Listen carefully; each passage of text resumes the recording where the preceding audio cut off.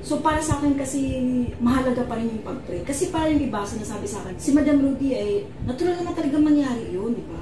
Natural mangyari, may lindol, may bagyo, may parating na tsunami, may parating na pagputok ng Bulkan Taal, di ba? Nung pumutok yung Bulkan Taal, lahat naman wala talagang idea. Nasa ibang bansa ako nun eh. Usually, nag-alangan nga ako i-post nun eh. Baga, inulit lang talaga ng vision ko. Sa i-post mo na. So, which is, lahat naman tayo talaga, lahat kayo, walang idea na sa mag-eruption yung Taal eh.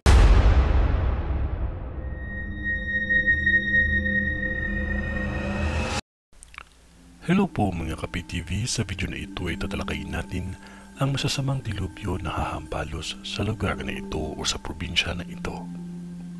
Pero kung ikaw ay hindi pa nakasubscribe sa aking channel, baka naman.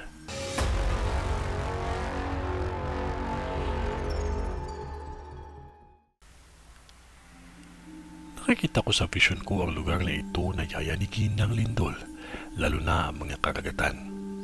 At ito ang mga tatamaan ng mga lindol na may kalakasan.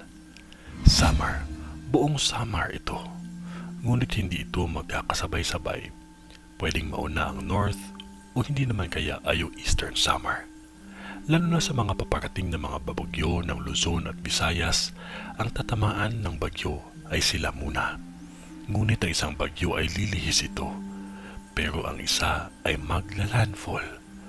Lahat ng mga taga-Samar, maging handa talaga kayo. Magdasal at magdasal kayo.